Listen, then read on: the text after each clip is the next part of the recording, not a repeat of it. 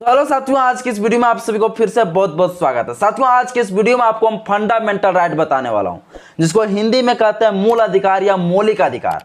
वही मौलिक अधिकार जिसके वजह से आज हम शान से जिंदगी जी पा रहे हैं, सर उठा के जिंदगी जी पा रहे हैं। वरना जिस समय मौलिक अधिकार हमें बाबा साहब अम्बेडकर नहीं दिए थे, उससे पहले जब सवर्णों के गली से जब गुजरा करते थे हम लोग, तो चप्पल जो होता है ना, वो खोल के सर पे उठा लेना पड़ता था। ये थी मेरी देश की स्थिति। मगर जब फंडामेंटल राइट आया तो हमारे लोग सर उठा के चलना सीखा, शान से जिंदगी जीना सीखा। साथियों, वही फंडामेंटल राइट आपको आज बताने वाला हूं। संविधान का भाग 3 में फंडामेंटल राइट के बारे में बाबा साहब अम्बेडकर ने दिया। भाग 3 में 12 से लेकर 35 तक अनुच्छेद में फंडामेंटल राइट के बारे में हमें चर्चा किया गया है। तो वही मौलिक अधिकारों में से आज अनुच्छेद 12 और 13 आपको बताने वाला हूं। मैं फंडामेंटल राइट्स का क्लास आज से 10 महीना पहले भी ले चुका हूं, मगर फिर से मैं फंडामेंटल राइट्स को दोहरा रहा हूं, क्योंकि फंडामेंटल राइट जानना हमारे लिए बहुत ज़्यादा जरूरी। और ये फंडामेंटल राइट एक कॉम्पिटिटिव एग्जाम के लिए सिर्फ पढ़ने की जरूरत नहीं है, बल्कि इसको जीवन में उतारने की जरूरत है। और आज जो हमें अधिकार मिला है, यही फंडामेंटल की वजह से मिला है। तो चलिए साथियों, आज आपको बताते हैं अनुच्छेद 12 और 13 क्या कहता है। अनुच्छेद 12 क्या कहता है, जिसको हम इंग्लिश में आर्टिकल कहते हैं, है ना। अनुच्छेद 12 क्या कहता है। अनुच्छेद 12 राज्य की परिभाषा देता है। राज्य की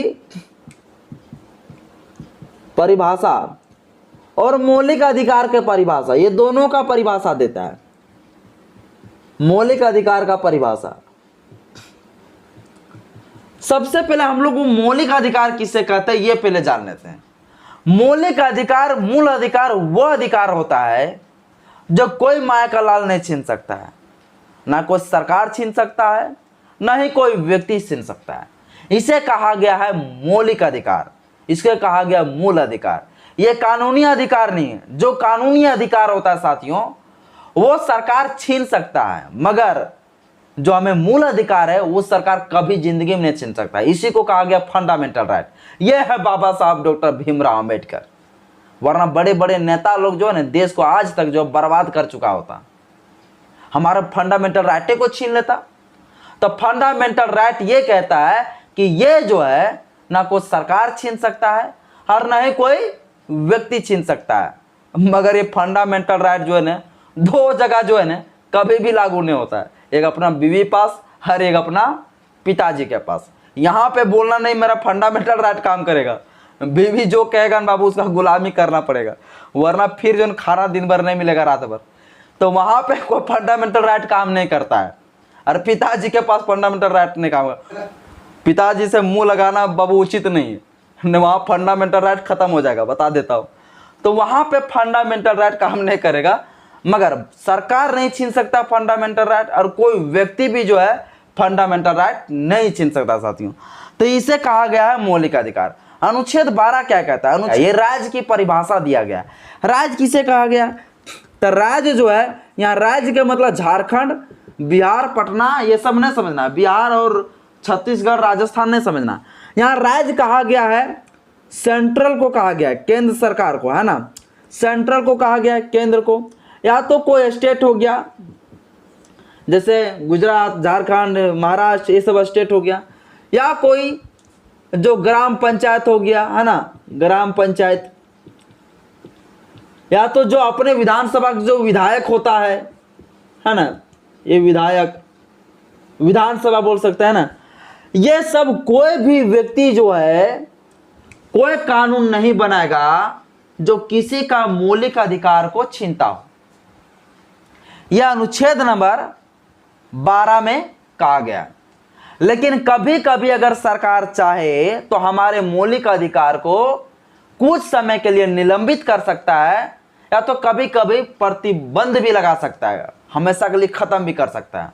जैसे निलंबित कौन लगा सकता है, तो निलंबित कराने का जो पावर है वो किसके पास है, तो निलंबित करने का पावर सिर्फ राष्ट्रपति के पास है। किसके पास है, तो राष्ट्रपति के पास है।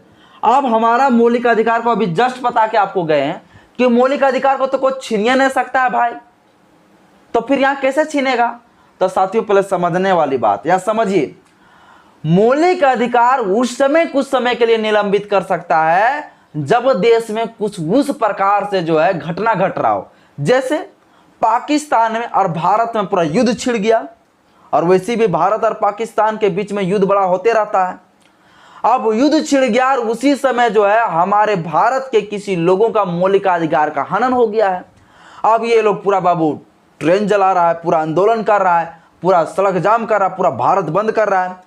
तो ऐसे स्थिति में जो है ना कहेगा भाई सबसे पहले जो है ना सोचो, अगर देश का असली अगर नागरिक है तब पहले देश प्यारा है तो पहले हमें पाकिस्तान से लड़ने दो, इसके बाद जो आपको अधिकार के लिए जो लड़ाई लड़ना है आप लोग लड़िएगा।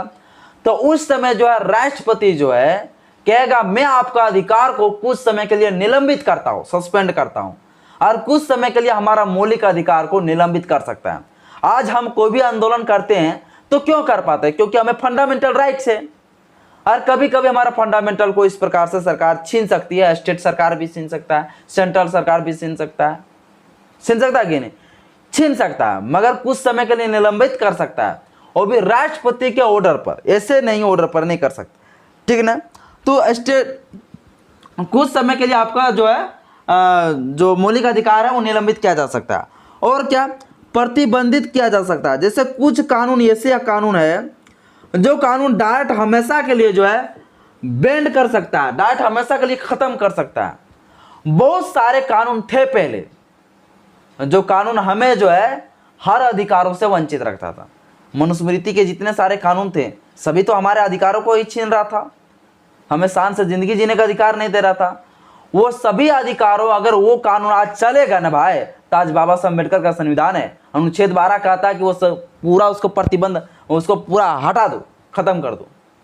तो हमेशा के लिए जो कुछ कानून जो है यानी राज्य सरकार को ऐसा कानून नहीं बनाएगा और कोई ऐसा कानून देश में रहेगा भी नहीं जो हमारे मौलिक अधिकार को छीनता हो। यह कहा गया है अनुच्छेद नंबर 12। चलिए साथियों, अनुच्छेद 12 आप लोग समझ गए। अनुच्छेद 13 क्या कहता है? अनुच्छेद 13 को आपको हम थोड़ा समझाते हैं। अनुच्छेद 13 क्या कहा गया? अनुच्छेद 13 क्या कहता है? अनुच्छेद जो है 13 यो अल्पीकरण की बात करता है। अल्पीकरण, ये अल्पीकरण क्या है भाई?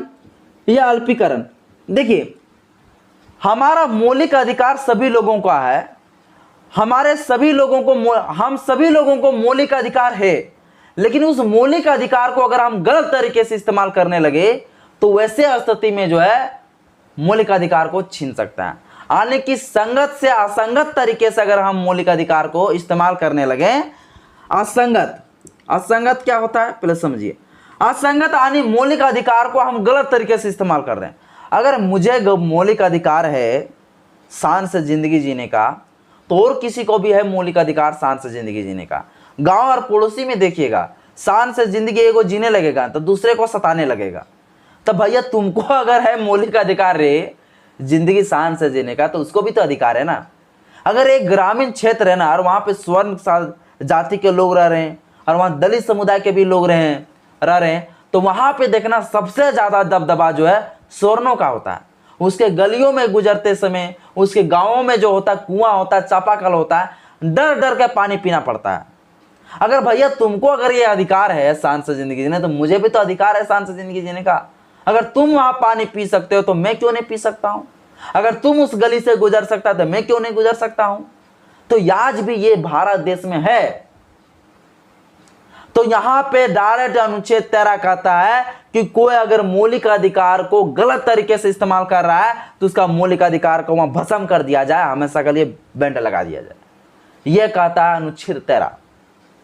यानी कि असंगत तरीके से कोई भी जो है मौलिक अधिकार को इस्तेमाल नहीं कर सकता है, वैसे में उसकी मौलिक अधिकार को खत्म किया जा सकता है, उसको जो कम कर दिया जा सकता है उसका मौलिक अधिकार को। यदि आप संविधान का भाग 1 से लेकर भाग 5 तक आप देखना चाहते हैं तो आप मेरा यूट्यूब के प्लेलिस्ट में देख सकते हैं। मैं भाग 1 और भाग 2 का जो है मैं डिस्क्रिप्शन में लिंक दे दूंगा, और मैं भाग 5 तक जो मैं कंप्लीट करा रहा हूँ। मैं भाग 4 तक पूरा कंप्लीट करा चुका हूँ, भाग 5 जो है मैं कंप्लीट करा रहा हूँ। और उसी में से आज हम फंडामेंटल राइट बता दिया जो भाग नंबर 3 में है। भाग नंबर 3 का जो है आज हम थोड़ा उल्लेख कर दिए, चूंकि फंडामेंटल राइट हमारे लोगों को जानना बहुत जरूरी है। साथियों आज के इस वीडियो में इतने ज़्यादा। वीडियो अच्छा लगे तो लाइक करिएगा, चैनल को सब्सक्राइब करिएगा, बेल आइकन ऑल पर प्रेस जरूर करें। नमो बुद्धाय, जय भीम, जय भारत, जय संविधान।